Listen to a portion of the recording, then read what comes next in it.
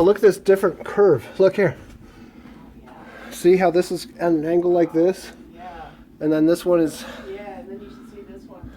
One of the best things about visiting old friends in a new, faraway place is they know exactly where to... They have the best advice for what to go visit. As a tourist, you've got a limited amount of time. They know you. They have the best advice for where to go. That's kind of what happened on our way to Santa Fe. I asked Amir, what's a good place to... So he said, try out TentRocks. And that's what we did. There's a lot of geology to be seen in New Mexico. The whole state pretty much is volcanic in ancient history, and there's a lot of geological history to be seen. TentRocks, you start out going through what they call a slot canyon.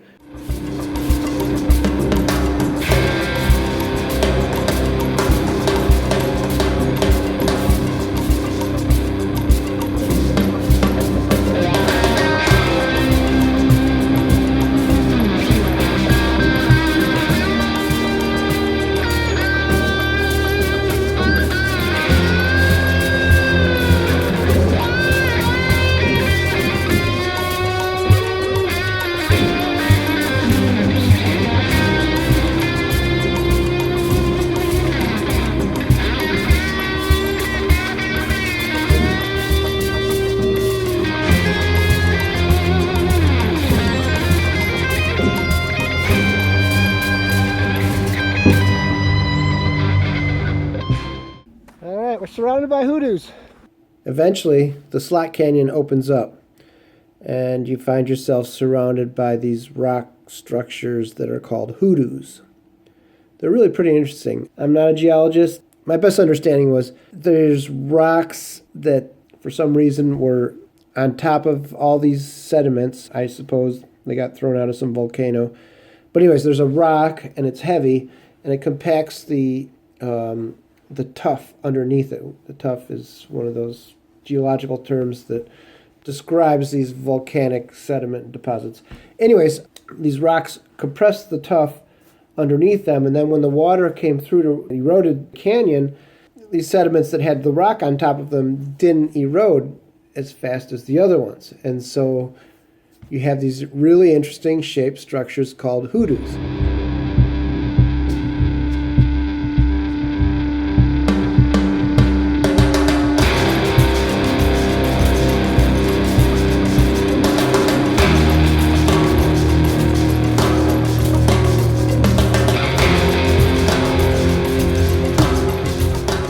We gotta get close to the top. Then the path became more steep and we started climbing up. It became a steady climb. It was about a 600-foot elevation from start to top. We climbed up and then we were up on a level with the tops of the hoodoos and looking around, and it was beautiful scenery. Oh, this is a view here. Let's join these girls for a minute. How you doing? It's a lovely place. Yeah. It's a beautiful view right here. I know. I'm gonna take it in. You can see quite a ways over there. Yeah. It's definitely worth stopping.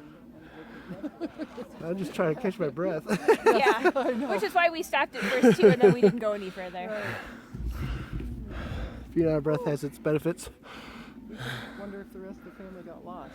Or went. Eventually, you reach the summit. It's just a narrow trail. It's just the high point. If you get to that high point, I suggest the trail continues on. I suggest you go a little bit further. You know you'll have to come back up because the trail continues downward a little bit.